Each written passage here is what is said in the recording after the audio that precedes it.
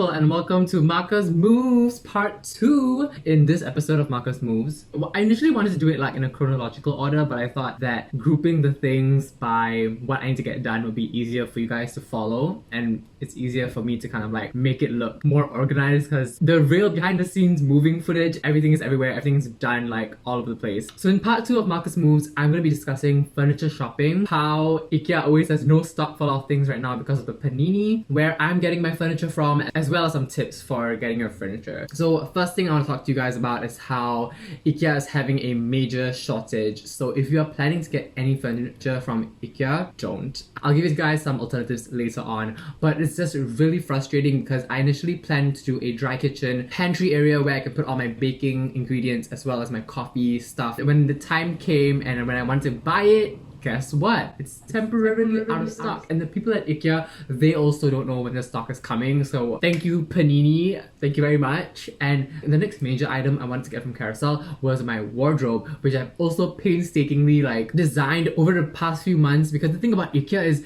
you can't buy it and like reserve it. You can only get it delivered 7 days after you make your purchase. Now that I want to move in August, I can't get the items anymore, and it's so frustrating. I mean, it's not Ikea's fault, but like Ikea really is one of the more affordable places for quality furniture. Like now, if you want to get like a good wardrobe that you can customize, you're gonna have to get a carpenter, which is what I had to do. I went to contact some carpenters. Now that I'm doing this so late to the move, I'm literally moving in 2 weeks. I don't even know when my cupboard is gonna come. Another tip for Ikea is that even though they say it's out of stock online, you can still go to the store and check yourself. I actually got a curtain rod from Ikea, so it's so weird because I got most of my small items from Ikea. It's got this long ass curtain rod and I got the hooks. The thing is, on the website, they said they didn't have the hooks, so I was really frustrated at this point because everything I wanted was just out of stock. So luckily when I went there, I saw these and I was like, thank goodness for that.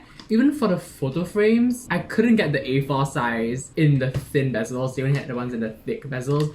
Yeah, so Ikea is really frustrating, and for those of you moving and considering to get stuff from Ikea, either wait for stock or it's time to find some other alternatives. So now you're like, what other alternatives are there, Marcus? Well, let me tell y'all. So my furniture really is from all over the place. My sofa is from Castlery.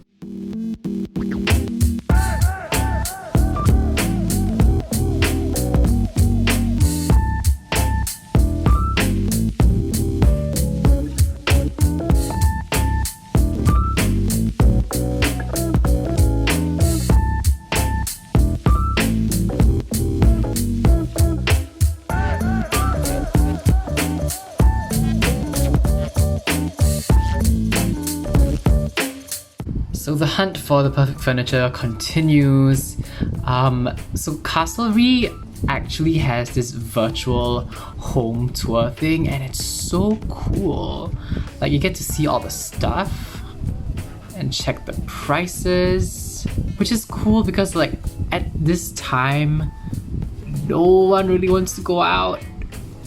I'm so impressed right now, but also their furniture is really expensive, so they better be upping their technology game.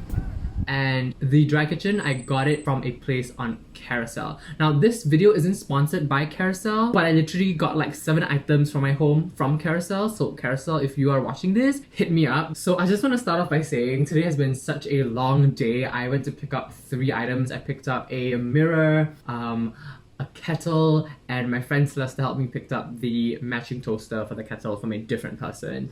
And I got all these things for a good price on Carousell. So Carousell actually has a few sellers, like local sellers, that they might do like a warehouse situation, but they have so many listings of furniture. I was contacting this person on Carousell and they said you can actually come down to our warehouse and take a look. And we took a look at the warehouse because I was like, why is this table so cheap, number one? And secondly, is it even going to be good quality? Hi guys, I just thought I'd show you guys my buying process because we're in the midst of choosing a dining table and we finally settled on this dining table. The table looks like she's drunk, she's like trying to walk, like same, trying to get by in life. So we've hunted down so many different websites to find the chairs we liked. So this is the type of wood they offer for the table. So what I did is I took like a sample of it and I tried to Photoshop it on the table and some chairs. So this is like a badly Photoshopped version of one with this black and white chair. So we're trying to figure out like whether the wood would match the chairs we chose. Then after that, we decided that that is definitely the wood color we want, but the chairs, they are not doing it for us. So we tried it with these chairs. So we're trying to figure out 4 brown, 2 white, because it's the 6-seater dining table. I think we're settling for this, so that is settled. I just want to show you guys my like thought process when it comes to designing the stuff for the house. Hello, we are currently on our way to this very ulu building to look at some dining tables and stuff. A lot of like the online places, they don't have showrooms. I mean, that's how they keep the cost low. But my mom wants to test out the dining table chair, and I also want to see like the wood of the dining table to see if it's good quality. So let's go check it out.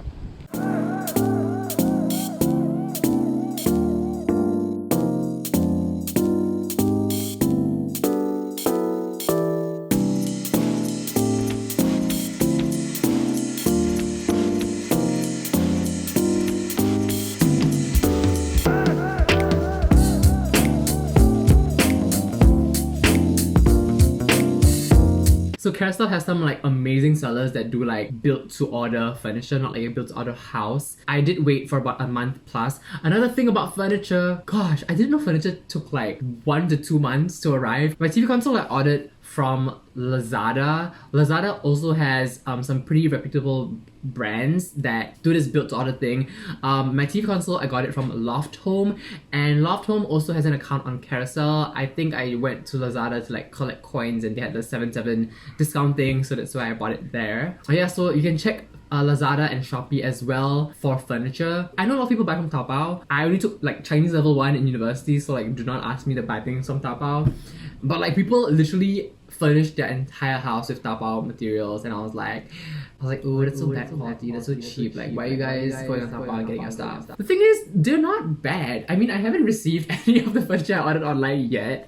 We're gonna see whether they're good quality. Stay tuned to the end of this moving series. So yeah, the thing about furniture is, if you're moving in August, you better start furniture hunting in like April and order them by May, because they will literally take 1 to 2 months to come.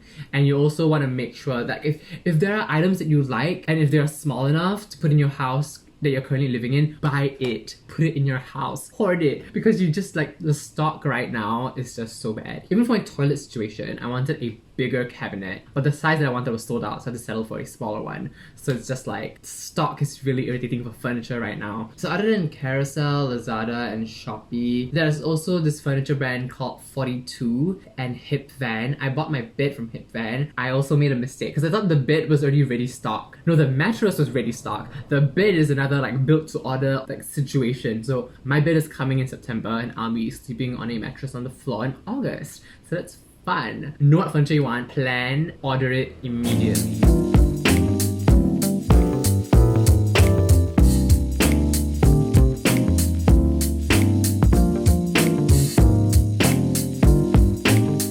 The last and most important tip for you is to measure your lift and your door size. I didn't think this would be a problem, but you know the sofa I bought from Castlery? Guess what? Also, I'm sorry if I'm speaking really weirdly. I have an ulcer on the tip of my tongue. My sofa can't fit in the lift.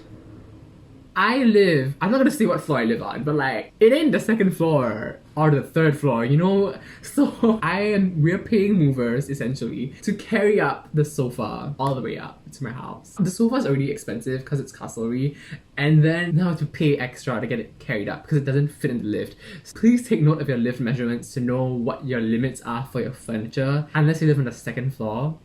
Like 3rd floor. I think the maximum you can get someone to carry up is the 3rd floor. Anything above the 3rd floor, they're like, you're on your own. And I'm also so pissed at Castlery for not providing carry up services for people who live higher than the 3rd floor. Like, in that sense, like, I wouldn't recommend Castlery because they did warn me that the package was huge. That was on me for not measuring my lift size. But my question is, why couldn't they provide carry up services? They did throw in 2 free pillows. Probably gonna need that for my back after I bust it trying to carry it up. And that is it for part 2 of Marcus Moves, the series. If you guys made it this far, thank you so much.